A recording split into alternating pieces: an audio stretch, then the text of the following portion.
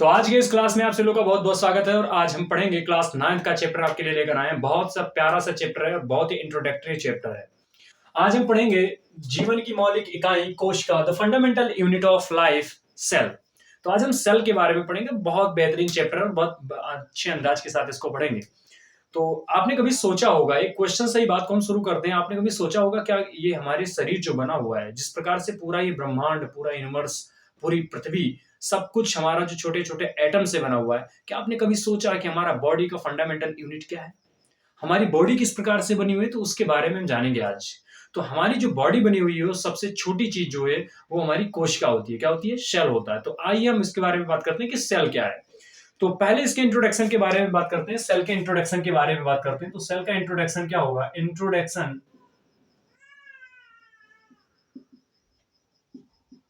परिचय के बारे में बात करते हैं और सेल के इंट्रोडक्शन की आज कहानी हम शुरू करते हैं। तो बहुत समय की पहले बात है, यानी 1665 के आसपास में एक वैज्ञानिक हुआ, रॉबर्ट हुक। और जो रॉबर्ट हुक थे वो बहुत एक अच्छे वैज्ञानिक थे। उन्होंने स्वयं की अपनी एक माइक्रोस्कोप बना रखी थी और उनकी आदत थी कि जो कुछ भी चीजें पाते थे वो माइक्रोस्कोप के नीचे अपने रखकर और उसको चेक करते थे कि क्या ये जो पदार्थ है वो किससे मिलकर बना हुआ है, क्या क्या सारी चीजें हैं उसमें। तो लगातार उन्होंने किया। तो एक दफा उनको ऐसा महसूस हुआ कि एक कार्क का टुकड़ा लिया। अच्छा, कार्क का टुकड़ा क्या है? जनरली बच्चे पूछते हैं। तो कार्क का टुकड़ा एक सदाबहार वृक्ष का लकड़ी होता है, तो उसी का लकड़ी होता है। तो जिससे भी क्या होता है कि अल्कोहल की शीशियों उसके ऊपर उसको लगाया जाता था पहले समय में। तो कार्क का जो टुकड़ा होता है, उस कार्क के टुकड़े में उन्होंने देखना प्रारंभ किया। तो माइक्रोस्कोप से देखे तो उनको कुछ संरचनाएं दिखाई दी। कुछ संरचनाएं उनको मधुमक्खी के छत्ते जैसे दिखाई पड़ी। कुछ संरचनाएं ऐसे ऐसे मधुमक्खी के छत्ते जैसे उनको दिखाई पड़ी और वो संरचनाओं को उन्होंने कह दिया, उन संरचनाओं को उन्होंने नाम दिया और उसको उन्होंने नाम दिया छोटा कमरा, या उन्होंने उसका दिया सेलुला का। क्या कहा? सेलुला। तो एक जो वर्ड सेल आया, वो सेल वर्ड उनका आया कहां से? तो सेल वर्ड जो आया वो लैटिन वर्ड है सेलुला। कौन सा वर्ड है? सेलुला।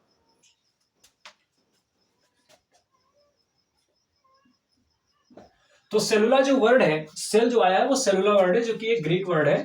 और इसको जो निकाला उन्होंने, सेलुला का अर्थ होता है हमारा स्मॉल कॉम्पैक्ट। क्या अर्थ होता है?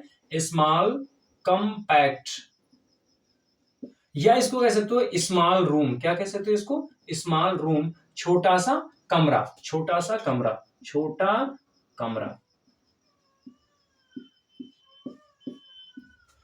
तो ये जो सेल उन्होंने सर्च किया, उन्होंने नाम दे दिया कि हम इस छोटे छोटे जो संरचनाएं बनी हैं, छोटी छोटी संरचनाओं को हम कहेंगे सेलुला। क्या कहेंगे? सेलुला। अब चूंकि सेलुला कहने में बार बार में उसको उनको डिफिकल्टी महसूस होती, इसीलिए उन्होंने क्या किया? सेलुला को उन्होंने सेल कर दिया। तो ये कहानी जो है वो 1665 के आसपास की। कब की है? 1665 के आसपास की ये कहानी है, जो कि रॉबर्ट हुक ने इसको किया।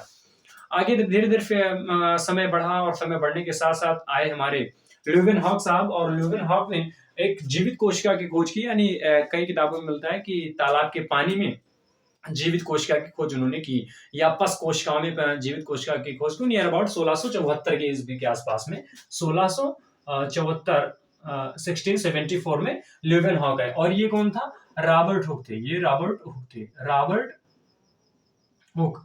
तो रॉबर्ट हुक ने 1665 में सेल की खोज की, और वो भी मृत कोशिका की। किसकी? मृत कोशिका की, क्योंकि जो कार का टुकड़ा था वो मृत कोशिका था ना। तो मृत कोशिका की खोज 1665 में की। और यहां पर ल्यूवेन हॉक ने क्या किया था? ल्यूवेन हॉक ने नियर अबाउट 1674 में इन्होंने क्या किया था? जीवित कोशिका की खोज की थी। किस कोशिका की खोज की थी? जीवित कोशिका की खोज इन्होंने किया था। ठीक, जीवित कोशिका की खोज किया था। और सेल का मतलब क्या होता है ये तो हमने जाना है। इसमें सिंपल सिंपल तरीके से जाना।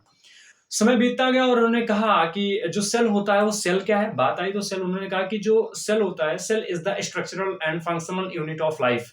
यानी जो हमारी कोशिका है वो हमारे संपूर्ण शरीर का एक क्या होती है? क्रियात्मक और संरचनात्मक इकाई होती है। तो क्रियात्मक और संरचनात्मक इकाई को समझते हैं। तो इसको आप नोट डाउन करेंगे, इस चीज को आप नोट डाउन करिए। चलिए, कर लिए होंगे। अब इसमें हम पढ़ते हैं कि एक लेते हैं और वहां से चीजों को समझना शुरू करते हैं।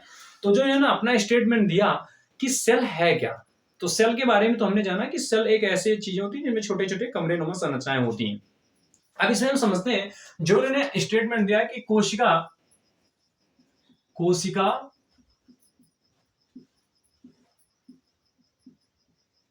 जीवन की संरचनात्मक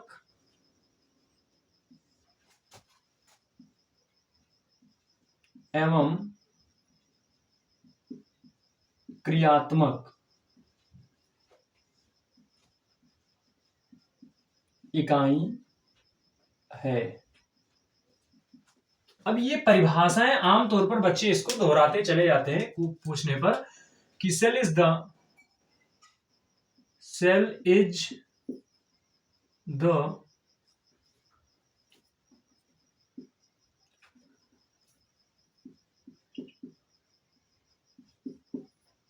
structural and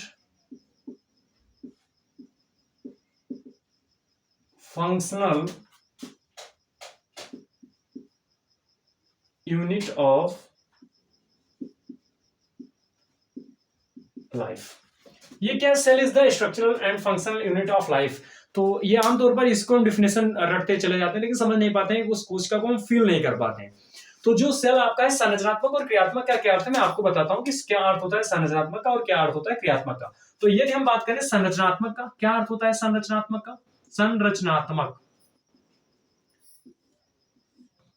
स्ट्रक्चर। अब देखिए जो हमारी पूरी बॉडी बनी हुई है, हमारी पूरी बॉडी जो बनी हुई है, एक एक अंग, हमारी पूरी बॉडी का एक एक चीज जो बना हुआ है कहीं ना कहीं एक छोटे यूनिट पर सेल से मिलकर बना हुआ है। किससे मिलकर बना हुआ है? सेल से मिलकर। तो सभी जीवधारियों के संपूर्ण जो शरीर होता है वो किससे मिलकर बना होता है? सेल से मिलकर बना होता है। इसलिए हम इसको कहते हैं संरचनात्मक इकाई, क्योंकि पूरा संपूर्ण शरीर, जीव का संपूर्ण शरीर, जीव का संपूर्ण शरीर,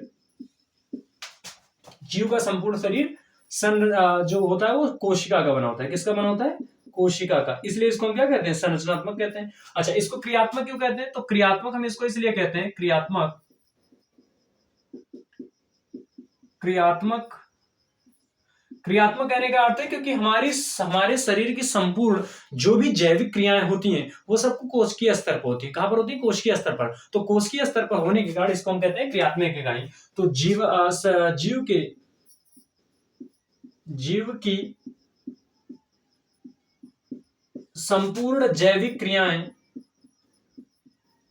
या उपापचयी क्रियाएं, ठीक है, संपूर्ण जीव की संपूर्ण जैविक उपापचयी, लिख दीजिए उपापचयी क्रियाएं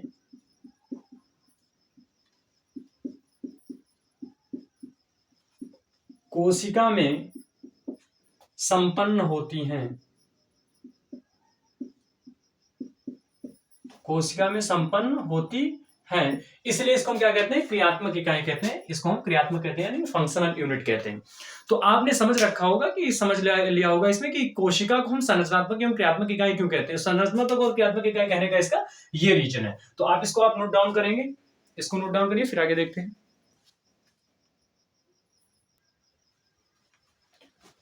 तो आपने इसको कर लिया होगा। अब आगे देखते हैं, हम आगे के इस क्रम में हम देखेंगे कि कोशिका का साइज क्या होता है, कोशिका का आकार क्या होता है, सबसे बड़ी और सबसे छोटी कोशिकाएं कौन कौन सी होती हैं। तो सबसे छोटी जो कोशिका होती है वो पीपीएलओ होती है। पीपीएलओ जिसको हम माइकोप्लाज्म के नाम से भी जानते हैं, जो 0.1 माइक्रोन की होती है। और जो सबसे लंबी कोशिका हमारे बॉडी में होती है वो होती है न्यूरल सिस्टम होती है। न्यूरल सिस्टम की कोशिका न्यूरॉन कोशिका होती है, इसको हम तंत्रिका कोशिका भी कहते हैं। और सबसे बड़ी जो कोशिका होती है वो ऑस्ट्रिच का एग होता है, जो कि जिसको हम शुतुरमुर्ग का अंडा कहते हैं, जो लगभग 18 सेंटीमीटर जिसका व्यास होता है। तो हम एक एक लेते हैं कि सबसे छोटी कोशिका, तो सबसे छोटी कोशिका जो है, सबसे छोटी कोशिका आपकी होती है पीपीएलओ। क्या होती है? पीपीएलओ। और ये आल्सो नोन एज माइकोप्लाज्म भी जाना जाता है इसको। क्या? माइकोप्लाज्म। माइकोप्लाज्म।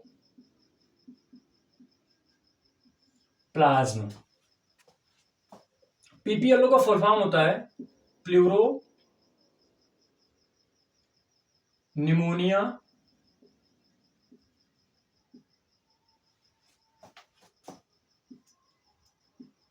Like organism. तो पीपीएलओ का फुल फॉर्म होता है प्लूरोनिमोनिया लाइक ऑर्गेनिज्म होता है, इसको माइकोप्लाज्म के नाम से जानते हैं। सबसे छोटी कोशिका होती है। सबसे बड़ी कोशिका जो होती है, सबसे बड़ी कोशिका, तो सबसे बड़ी कोशिका होती है तंत्रिका कोशिका होती है। कौन सी कोशिका होती है? तंत्रिका कोशिका। तंत्रिका कोशिका होती है जो लगभग लगभग जिसकी लंबाई जो होती है वो 1 से लेकर 1.5 मीटर तक हो सकती है। ठीक है, ये उसका लंबाई हो सकता है। और फिर उसके बाद सबसे बड़ी कोशिका, ये तो सबसे लंबी कोशिका हो गई, इसको हम सबसे लंबी कोशिका लिख सकते हैं। क्या लिख सकते हैं? सबसे लंबी कोशिका। सबसे बड़ी कोशिका कौन सी है? सबसे बड़ी कोशिका, वो सबसे बड़ी कोशिका होती है शुतुरमुर्ग का अंडा। क्या होता है? शुतुरमुर्ग का अंडा।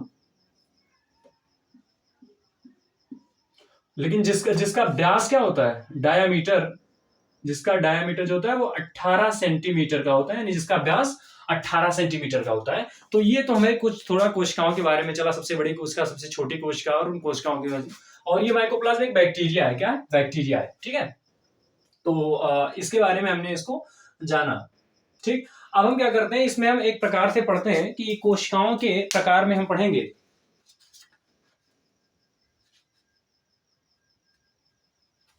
चलिए, आपने इसको देखा होगा। अब हम क्या करते हैं, कोशिका के प्रकार देखते हैं। इसको आप नोट कर लिए होंगे। देखिए, हमने कोशिकाओं को किस प्रकार से बांटा है कि कोशिका के प्रकार। क्या लिखेंगे इसमें? कोशिका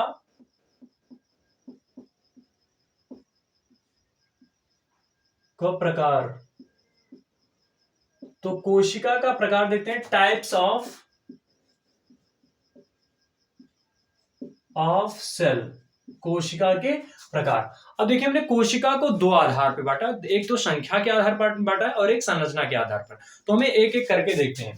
तो हम पहले आपको मैं बता देता हूं, कोशिका को उसकी संख्या के आधार पर एक कोशिकीय और बहुकोशिकीय बांट दिया है। एक कोशिकीय जैसे हमारा अमीबा हो गया, पैरामीशियम हो गया, यूग्लिना हो गया। बहुकोशिकीय मतलब बहुकोशिकीय में होगा जैसे हम सब लोग हो गए, जीव हो गए, पेड़ और पौधे हो गए। तो जो जिनका शरीर एक या एक से अधिक कोशिकाओं से मिलकर बना होता है उन्हें हम बहुकोशिकीय कहते हैं, और जिनका शरीर एक कोशिका से मिलकर बना होता है उन्हें एक कोशिका कहते हैं। और फिर हम संरचना के आधार पर कोशिका हमने दो भागों में बांटा, एक प्रोकैरियोटिक और एक यूकैरियोटिक में बांटा है। तो एक एक करके देखते हैं। तो संख्या के आधार पर, संख्या के आधार पर कोशिका, तो संख्या के आधार पर हमने कोशिका को दो भागों में बांटा है। एक तो हमने इसको बांटा है एक कोशिकीय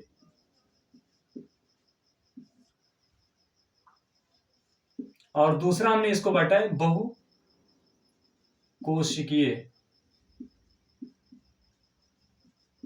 एक कोशिकीय और बहुकोशिकीय। एक कोशिकीय मतलब यूनिसेलुलर,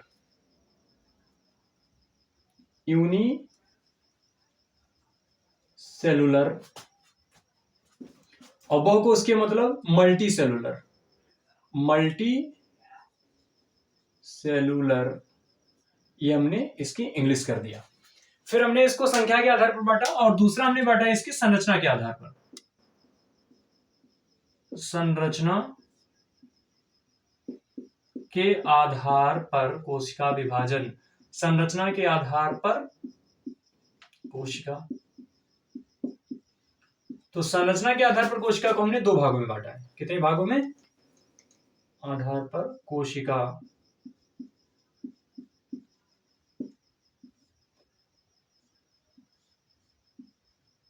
एक तो हमने इसको बांटा प्रोकैरियोटिक,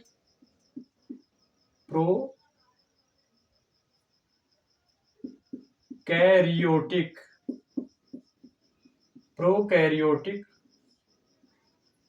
कोशिका, और एक इसमें हमने बांटा यूकैरियोटिक कोशिका, यूकैरियोटिक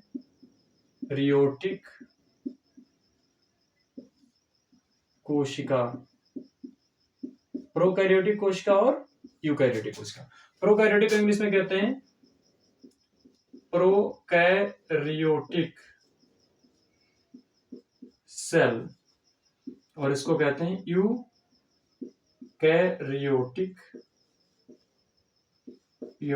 सेल। तो प्रोकैरियोटिक यूकैरियोटिक सेल, इसको प्रोकैरियोटिक में वैसे हिंदी में इसको कहते हैं अकेंद्रीय, हिंदी आप चाहे तो लिख सकते हैं अकेंद्रीय कोशिका, अकेंद्रीय कोशिका, और इसको कहते हैं सुकेंद्रीय कोशिका, सुकेंद्रीय कोशिका। ठीक है, जनरली हम इसका क्या करते हैं, यूज करते हैं इंग्लिश वाला ही दोनों वर्ड लिखते हैं। तो हमने दो आधार पर बांटा है इसको, पहला और ये दूसरा, संख्या के आधार पर और संरचना के आधार पर। तो ये हमने नंबर के आधार पर इसको डिवाइड किया है और ये स्ट्रक्चर के आधार पर। चलिए इसको आप नोट डाउन करेंगे, फिर इसको हम एक डिटेल करेंगे।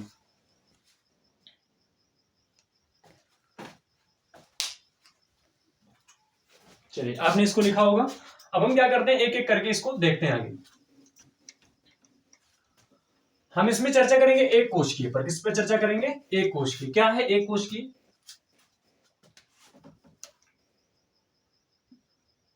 एक कोशिकीय जीव यानी यूनि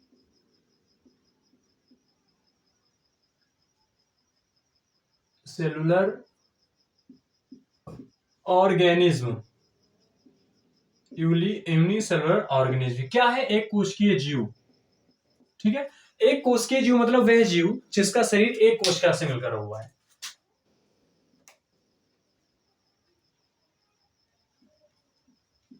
ऐसे जीव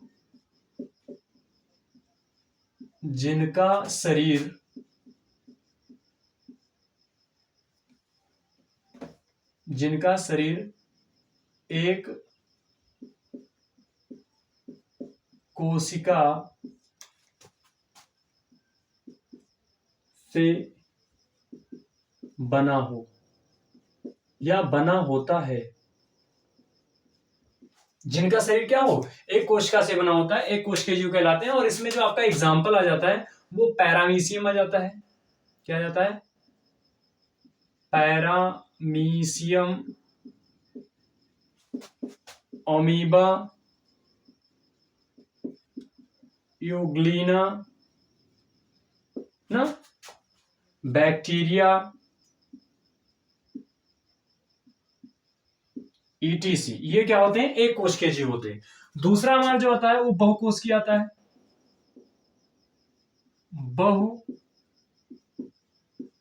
बहुकोशिकीय जीव, जिसको हम इंग्लिश में कहते हैं multi cellular organism. Multi cellular organism मतलब ऐसे जीव जिनका शरीर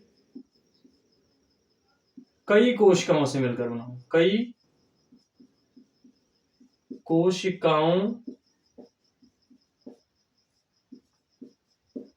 से मिलकर बना होता है।